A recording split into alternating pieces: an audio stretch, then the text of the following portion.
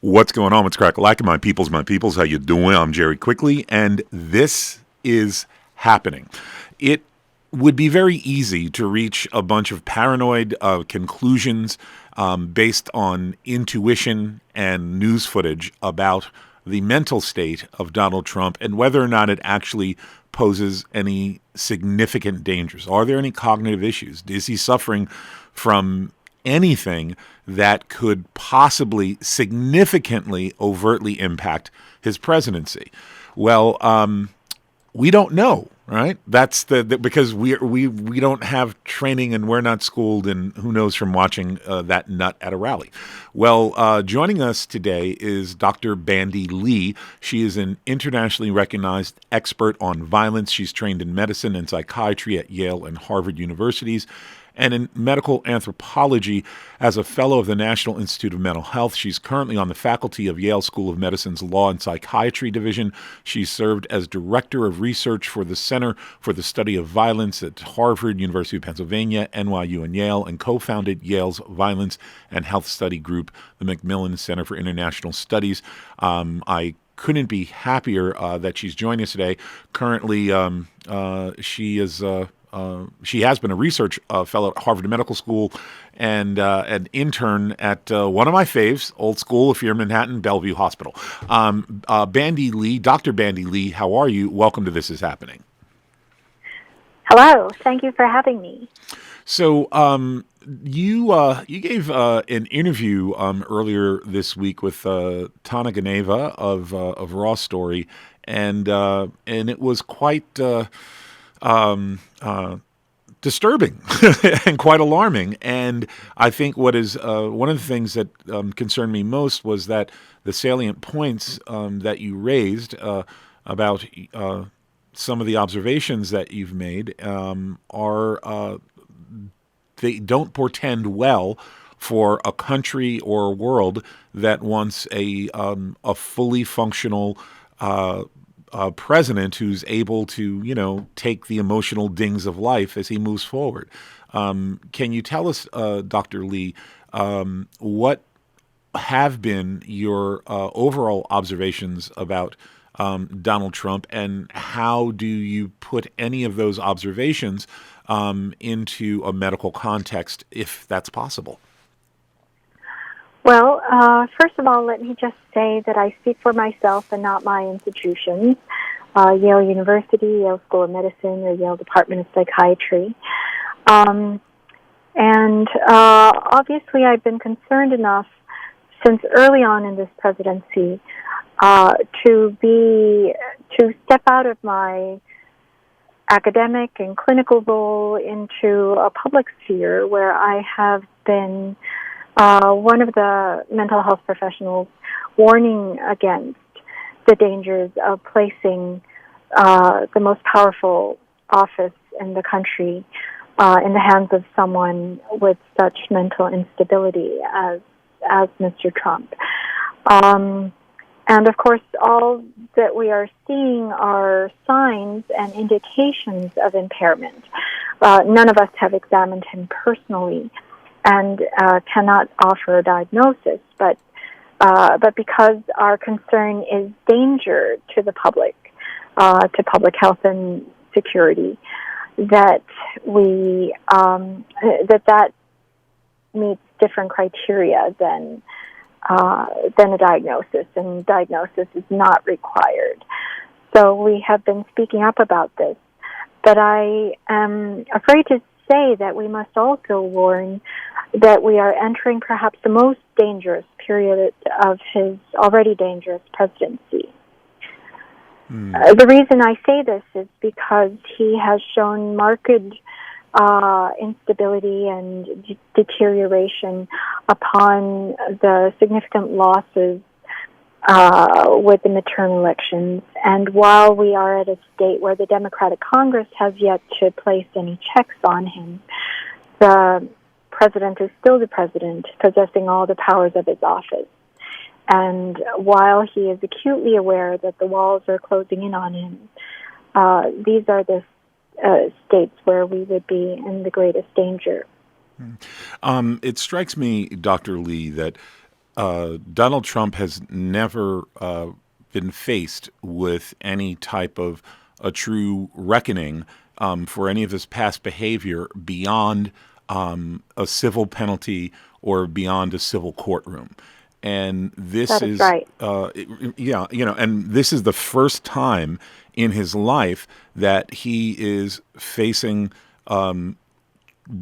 consequences that he can't just write a check for, and it's consequences that affect not just him, but members of his family, close direct family members, in addition to any concerns he may have around around Robert Mueller's investigation. You're right. It seems like this is a bit of a perfect storm because you have Robert Mueller, by all accounts, getting ready to serve up a group of new indictments from his investigation. You have Trump losing this election horrifically, and in addition to losing the election horrifically, he came out saying how this was a win for him, how this was good for him, and as more and more election results have trickled in over the last week, showing the breadth and scope of the spectacular victories the Democrats have achieved, Trump's claims of this being a victory just make him look more weak and deluded, and his appearance of looking weak and deluded while the Democrats are getting ready to come for him and Robert Mueller is getting ready to unleash whatever holy hell he has, that could create a crisis point or an inflection point in someone who is otherwise well balanced, could it not? Right. It would be hard enough for the most balanced among us to cope with. And he has shown an inability to cope with even ordinary criticisms, not even criticisms, but even just normal reporting of news and events as they have happened.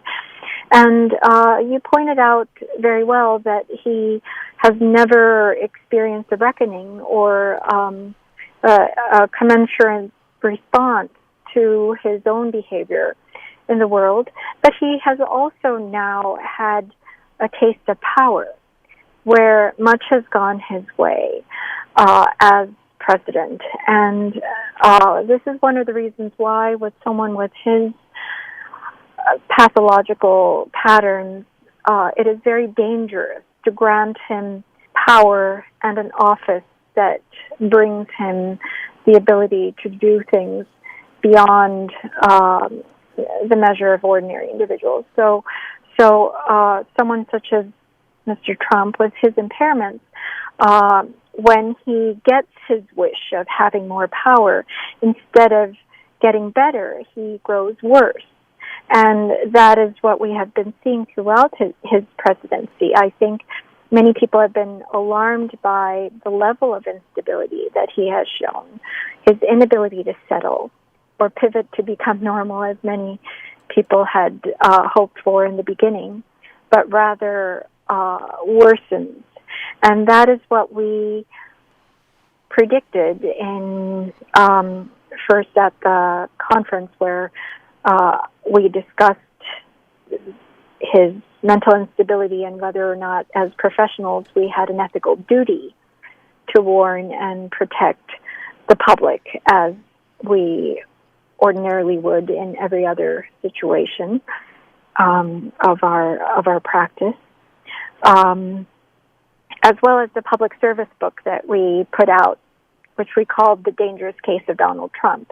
Now, we put it together over 18 months ago, and everything that we predicted, basically that he would grow worse over time and that he would eventually become uncontainable, has come to bear for the most part, and the dangers that we wanted to point out have also borne out in many of his policies in the kind of social psychological or the political psychological ramifications of his psychological dangerousness. I want to remind our listeners that my guest is Dr. Bandy Lee, an internationally recognized expert on violence. She's trained in medicine and psychiatry at Yale and Harvard universities and in medical anthropology. As a fellow of the National Institute of Mental Health, she's currently on the faculty of Yale School of Medicine's Law and Psychiatry Division, and she's joining us today to discuss her personal opinions as a doctor about Donald Trump and some of what she has referred to as his impairments.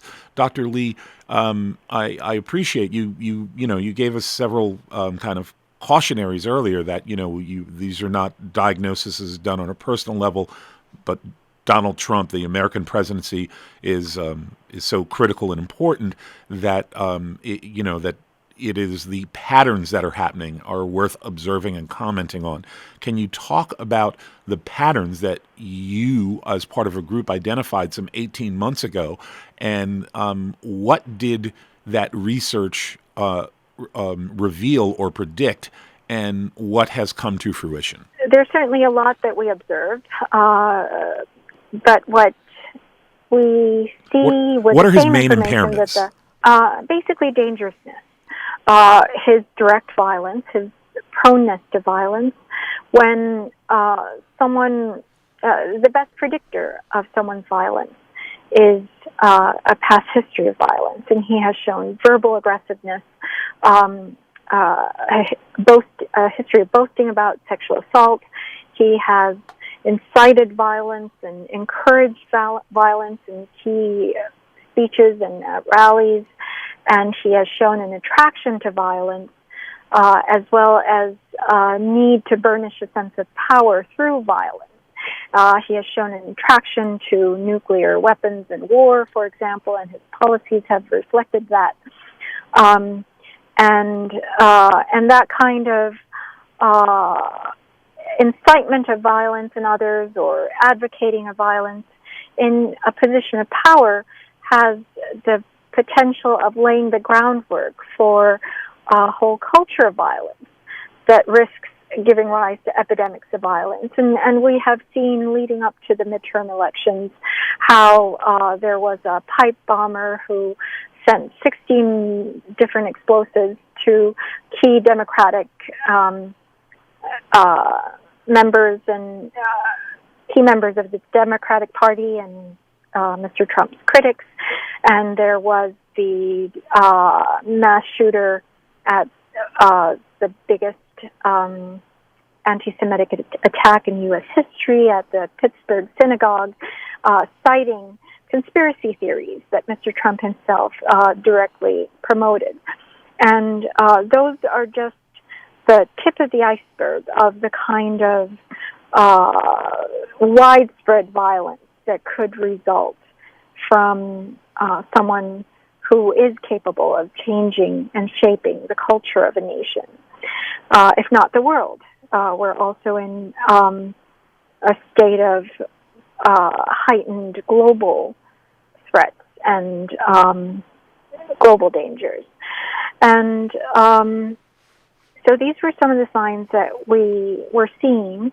And while violence has little to do with mental disorders, there are certain traits and certain characteristics that flag us about violence proneness or one's ability to instigate violence in their followers. And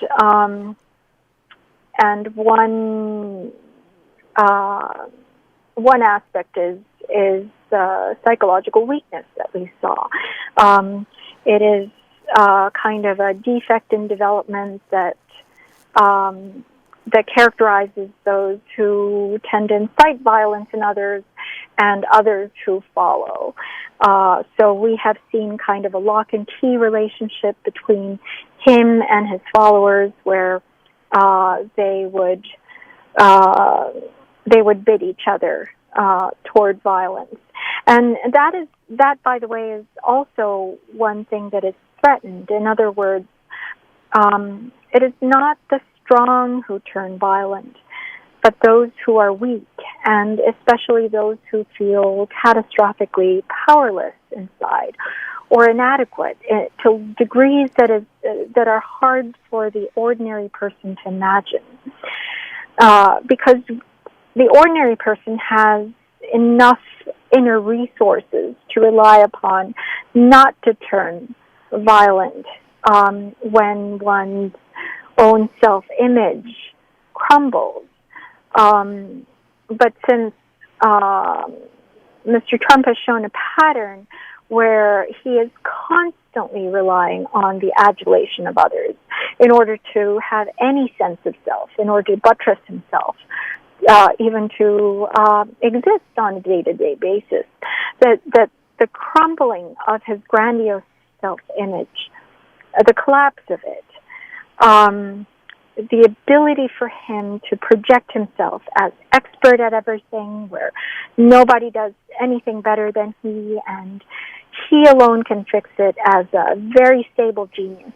When this self-image collapses, and the grandioseness of that self-image is often commensurate with one's fragility, one's level of fragility, then that is precisely the moment when the greatest level of danger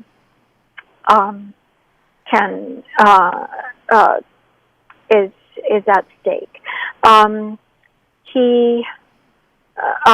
When I speak with lawmakers, or recently I gave a talk in Washington where lawmakers were present, it was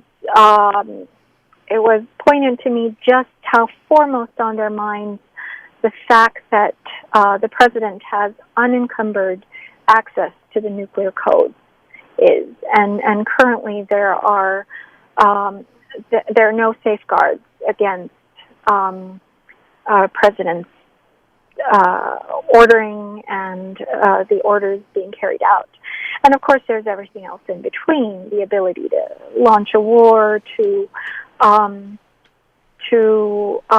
call his followers to violent insurrection.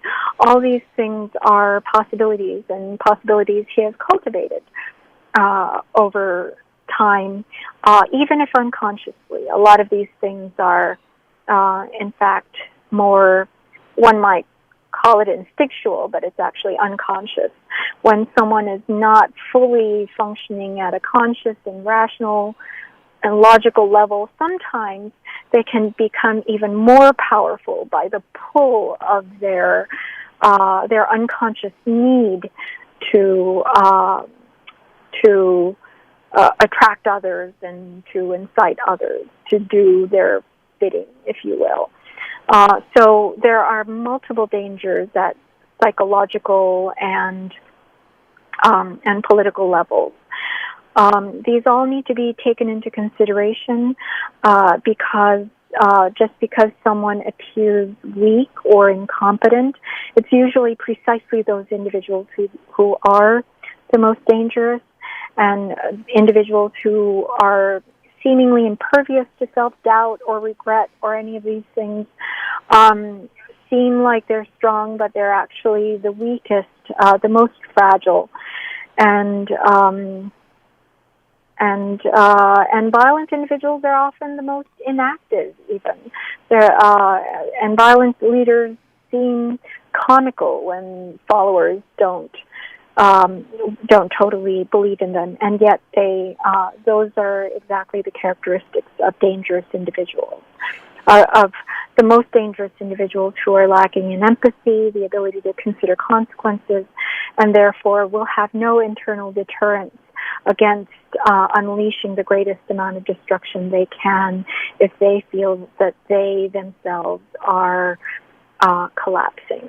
Dr. Lee, the scenario you're describing leaves me with a firm and distinct impression that ordinary folks, and by ordinary I just mean average folks across the spectrum of mental health and mental fitness, but most of us who don't possess those particular types of issues and those particular types of characteristics that Trump is clearly in possession of, we couldn't imagine, for instance, creating great harm to many, many other people if we were personally embarrassed or felt that we might be experiencing some type of a loss of power. But from what you've described, without essentially saying, well, Trump will definitively launch us into a nuclear war, you've described a troubled a personality set that, in possession of nuclear weapons, faced with the exact same type of scenario, whether it be, I don't know, public humiliation or loss of power or anything else that the rest of us are faced with, where we would never consider using all of the weapons or all the resources we have available to us, particularly if some of those resources would cause great harm or unimaginable harm. The character traits of Trump don't have that built-in caution, don't have those guardrails. Is that an accurate understanding of your work? Yes. That is why I feel it's important for mental health professionals who see these impaired individuals day in and day out. It would be important for us to alert the public as to the extent of these impairments, really, the inability to check one's own behavior or to consider consequences or to consider others, that this is a grave impairment that is difficult for the ordinary person to imagine, and rightfully so, because we are surrounded mostly by healthy, normal people and interact within that range. It's when it goes outside of that range that it goes beyond the ordinary person's imagination, and it would be hard for us to imagine that the president would go as far as committing these acts. But it is very imaginable for those who have dealt with individuals like Mr. Trump. I personally have seen more than 1,000 of individuals who have his personality characteristics, and also, you said correctly that I'm not saying that this will definitively happen, but the probability of it happening is too great for us to remain silent and not to warn the public and fulfill our responsibility to society by contributing to its safety and well-being. And for this, we do need to speak out, and that's why I have been doing so. Well, my guest for this segment has been Dr. Bandy Lee, an internationally recognized expert on violence. She is currently on the faculty of Yale School of Medicine's Law and Psychiatry Division, and she served as Director of Research for the Center for Study of Violence at Harvard, University of Pennsylvania, NYU, and Yale. And she's very clear that the opinions she's been expressing in this interview are hers and not the institutions with which she's associated. And I'm deeply grateful that Dr. Bandy Lee joined us today to shed some light on the Trump administration and phenomenon. Dr. Bandy Lee, thank you so much for being here today. Thank you very much for having me, and thank you for your concern. We're going to take a really short break. And what's going on? What's crack-a-lackin', my peoples, my peoples? Welcome back to the show. I'm Jerry Quickly. Just got through with that fascinating, penetrating interview with Dr. Bandy Lee of the Yale School of Medicine. And if you had any doubt about Trump losing it and having a breakdown, I'm just going to play some little bits from his press conference, the last press conference that he gave, where he was just beside himself, pacing the stage, running amok. He looked like a dog who had been chained to a post in the yard and was doing everything he could to find the limits of the chain. Filthy, disgusting animal. But I shouldn't say that, because Trump is a filthy, disgusting human being, and to call him an animal gives animals bad names. Sorry, animals. Sorry, Animal Kingdom. My bad. Flora and fauna, you're good with me.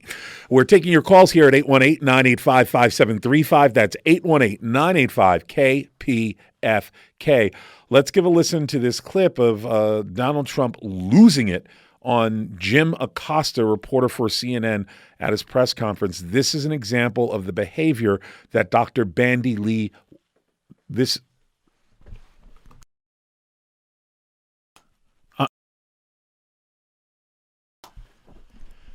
Let's give a listen to this clip. They're hundreds of miles away, though. They're hundreds and hundreds of miles away. That's not an invasion. Honestly, I think you should let me run the country. You run CNN. All right. And if you did it well, your ratings Let would me be ask, much if better. I may ask one other question. Mr. President, if I may ask Peter, one go other ahead. question, are you worried? That's enough. That's Mr. enough. President, I That's was going to enough. ask one of the other folks. That's enough. Pardon me, ma'am. Mr.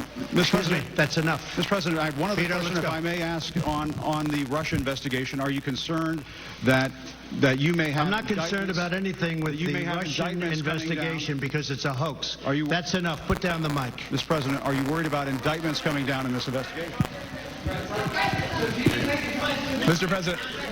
I'll tell you what, CNN should be ashamed of itself having you working for them. You are a rude, terrible person. You shouldn't be working for CNN. Go ahead. I think that's unfair. You're a very rude person. The way you treat Sarah Huckabee is horrible. And the way you treat other people are horrible. You shouldn't treat people that way. Go ahead. Go ahead, Peter, go ahead. In Jim's defense, I've traveled with him and watched him. He's a diligent reporter who busts Well, his I'm butt not a like big the rest fan of us. yours either, so I understand. to be honest. So let me ask you a question if I can. You repeatedly said... You aren't the best. Mr. President, you repeatedly, over the course of Okay, the... just sit down, please.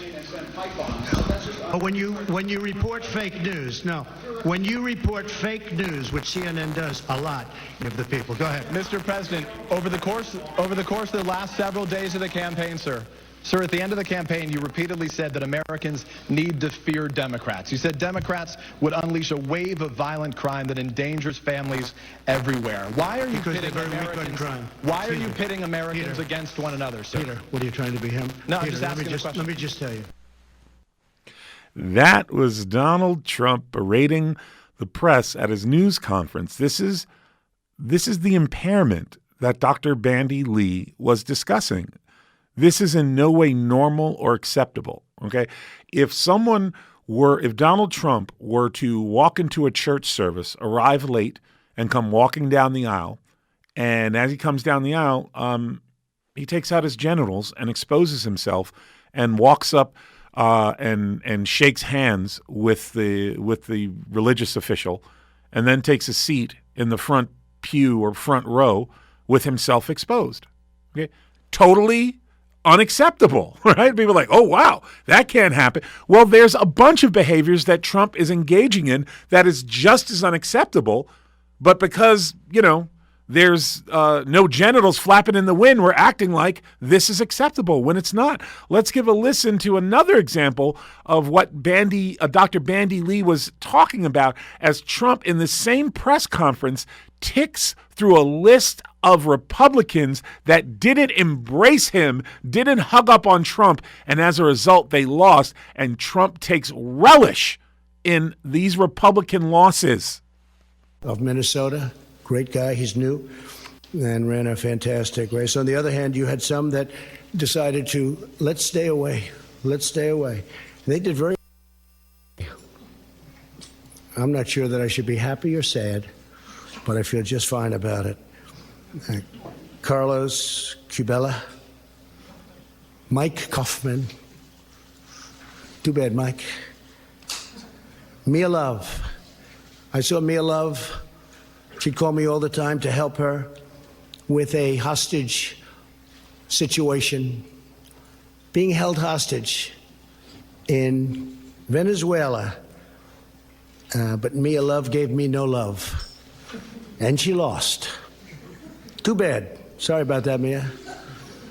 And Barbara Comstock was another one. I mean, I think she could have won that race, but she didn't want to have any embrace. For that, I don't blame her. But she lost, substantially lost. Peter Roscom didn't want the embrace. Eric Paulson didn't want the embrace. And in New Jersey, I think he could have done well, but didn't work out too good. Bob Eugen, I feel badly because I think that's something that could have been won. That's a race that could have been won. John Faso, those are some of the people that, decided for their own reason not to embrace whether it's me or what we stand for, but what we stand for meant a lot to most people. And we've had tremendous support in the Republican Party, among the biggest support in the history of No, it's not the biggest sport in history. In fact, it is the most spectacular loss in the history because in recent political history, in terms of off-year, midterm elections, because this win that the Democrats turned in this election was far greater and far superior to the 2010 white supremacist Tea Party victories that occurred almost a decade ago. Far bigger and far more superior. And here you have the President of the United States taking an unprecedented loss during his first midterm, and he starts to go in on the Republicans who lost because they didn't embrace Trump. He literally starts attacking Republicans that have already lost and starts ticking through the list of Republicans who didn't hug up on Trump enough. This is the cognitive impairment that Dr. Bandy Lee was referring to. We're taking your calls here at 818-985-5735. That's 818-985-KPFK. I'm Jerry Quickly. This is happening. Let me see. First up, let's talk to Jim calling from Atwater Village. Jim, what do you think of Trump's cognitive impairment? Does it concern you? Welcome to the show. What's the deal? What do you think?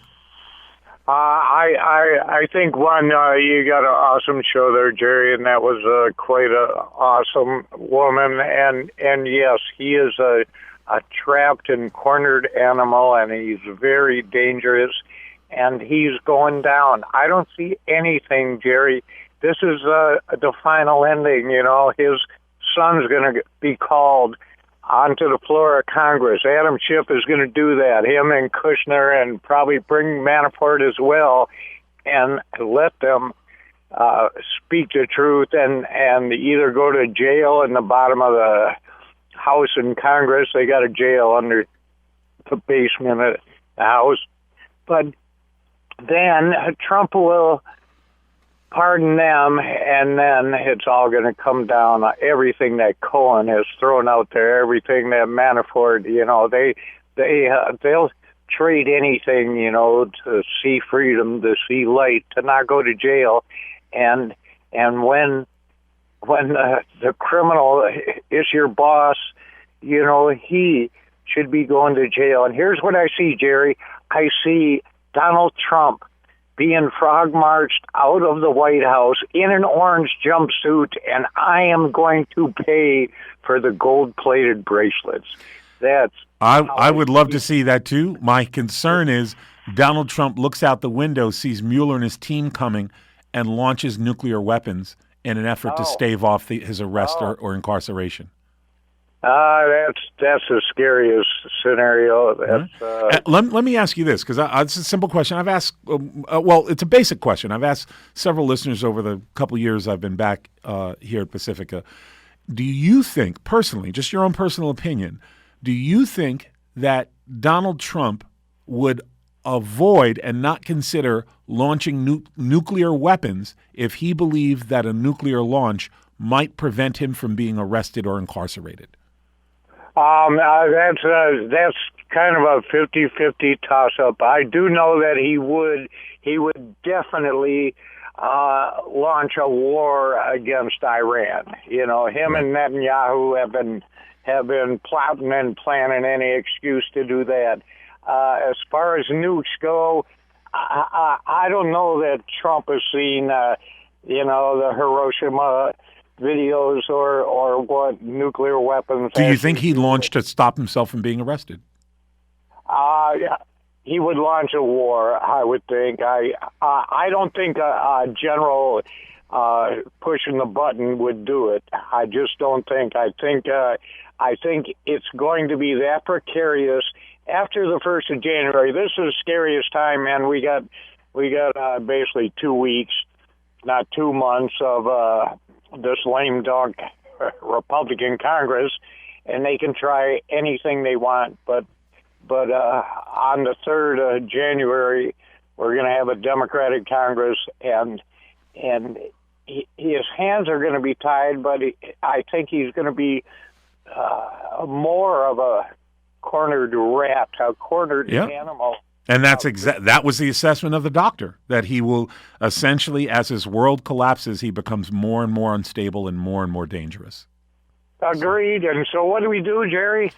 We have to remove him from office as soon as possible. The only reason Trump is in power now is because the Republicans made a bargain with Trump. And the bargain is, as long as you let us loot the country, we will suspend the enforcement of all laws against you personally, against your administration, and all members of your family. You just have to help us loot the country. And Trump has held up his half of the wheelbarrow in terms of looting, and the Republicans have held up their half of the wheelbarrow in terms of suspending the enforcement of all laws against Trump. Now that they no longer control the House of Representatives, they no longer have the ability to suspend the enforcement of laws. Agreed. And the only solution, though, is once Adam Schiff brings his son, Junior, back in front of Congress, in front of cameras, and let him roll. And I have heard that Trump was going to sell his son down the river. That was collusion. I don't know. Fox News and Donald Trump has said that wasn't collusion. That meeting with Donald Trump Jr. and Kushner and Manafort with 5 Russians was collusion. It was collusion. It was open. It was literally open treason. It was now, collusion is one thing, treason is another. When you decide to collude with a significant foreign adversary in order so that adversary can provide you with damaging information on an American citizen against whom you are currently involved in a political contest, you have engaged in treason. Jim, thanks for calling, man. Appreciate hearing from you, buddy. We're taking your calls here at 818-985-5735. That's 818-985-KPFK. What do you think of Trump's mental illness? What do you think of the pending collapse? What do you think of the behavior coming out of the White House? Next up, let's talk to Blair calling from Thousand Oaks. Blair, welcome to the show. What's the dealio? Jerry, after listening to your interview with the Dr. Lee, I'm now wondering about the possibility of somehow establishing a type of safe word with our own federal government. And I don't mean that in a sexual sense. That's all I got to say. Thanks. Thanks for the call, man. I appreciate it. They do have a safe word, by the way, for the federal government. Trump was clear about this at his essentially a secret cabinet meeting, secret shadow cabinet right before he took power. Would you like to know the secret word? Hail Hydra. Taking your calls here at 818-985-5735. That's 818-985-HAIL-HYDRA. KPFK. We are talking about Donald Trump's unbelievable belligerence, intransigence, his installation of a range of kooks that are all harming and damaging the country as well as other folks around the world. We're taking your calls. Just had an illuminating discussion with Dr. Bandy Lee, Harvard and Yale trained physician who has some very, very dramatic concerns about the mental health of our sitting president. Taking your calls at 818-985-5735, 818-985-KPFK. Next up, let's talk to David calling from Santa Clarita. David, welcome to the show. What's the dealio? Yes, hello, Jerry. How are you? This is David. Jerry, just want to tell you a word about myself. I'm a mental health professional. I'm 80 years old. I've been listening to KPFK for many years since I was in Berkeley as a graduate student. I even appeared on KPFA at times because that was part of the Vietnam thing and all, everything was going on. Well, welcome back. Jerry, what do you want to do with your 2 minutes? Well, thank you. And Jerry, I want to thank you. I'm retired. I'm 80 years old. I guess I told you that. And I'm devoting myself, to service that's not just, it's any kind of service that I can do for my fellow human beings. Well, that's really inspiring, brother. This was I very much appreciate your having Dr. Lee on. And as a mental health professional, I share exactly everything she said is right on. I think about the dangers of this kind of narcissistic, borderline personality that Trump has. Mm-hmm. And I thank you very much, too, Jerry. I hear you a lot because it so happens that that's one of the times I'm out and about in my car at times running errands. I can't listen to KPFK all day long. And your questions to Dr. Lee were very, very astute. And Jerry, I want to appreciate you. I want to appreciate you as a commentator, as a human being. Your heart is in the right place. Your politics are in the right place. And just a little bit, this is just a little bit of a thing that I want to tell you, that at times I don't think you, because you are beyond this as a human being. I don't think you need to yell and scream and raise your voice and demean a human being, even a Trump, because somehow that, I think, violates a basic principle that's in all of the perennial philosophies, all the religions, Jerry, that we don't demean the human being. We love and respect the human being the way Jesus of Nazareth attack did. attack the sin, not the sinner, so to speak. We repudiate that horrible political message. We repudiate all the sickness in that man, but we don't have to demean him. Do you hear what I'm saying? I do, David, and I appreciate what you're saying, and I'll simply add that I'm a human with my flaws. I bring them all to the air, and I try to do what I can to help us move us forward. And I know I have failings. I know I have shortcomings. I know I can be a better human being. I know I can be a better host, and I get up every day and I try to work on that. I love that, and that's also what I'm doing in my life. And carry on, Jerry. Thanks so much for the call, buddy. Appreciate hearing from you. Taking your calls at 818-985-5735. That's 818-985-KPFK. Next up, let's talk to Mr. Turgesendeberdeber in calling from Santa Monica. Mr. Turgesendeberdeber, welcome to the show. Yes, Mr. Quickly. Good afternoon. It's amazing how we can both look at the same thing and see two totally different things. Mm-hmm. That clip of Trump berating that reporter, that just shows Trump's control. I would have had that guy removed by the Secret Service instantly. Well, but you understand that when you're at a press conference and you're the president and you tell the Secret Service to grab a reporter from CNN and remove him from the room, that you've created a global incident. Great publicity, Also, your so you think Trump should attack the press and call us enemies of the people? When a guy wrestles with a girl, he should be removed instantly. Okay. All right. I'm hanging up on you because see, David just told me, Jerry, be nice. So I'm going to be nice. I hung up on you because you are spreading false Republican lies. You claimed that Jim Acosta, quote unquote, wrestled with the girl. There's an implication of sexual assault there. There's also an implication of sexual assault when the White House says that Jim Acosta assaulted the intern. You are simply carrying out Republican talking points that are untrue. The definition of battery is such that it was the intern. If there was any battery that happened, it was the intern that was battering Jim Acosta. So I want to thank you for joining us today. Wow, we blasted through that. We're already out of time. I can't believe it. Wow. Thank y'all all for calling in. Thank you, David, for keeping me honest. I'm trying to be a better human being every day, buddy. I'm working on it. And if you want to follow me online, you can using the handle @JerryQuickly on Twitter. Again, that's @JerryQuickly on Twitter. And you can check out this interview with Dr. Bandy Lee on our YouTube channel. Just go to YouTube and search for Jerry Quickly. You'll find it. Subscribe to the channel. That's it, y'all. Till tomorrow. That's it. About.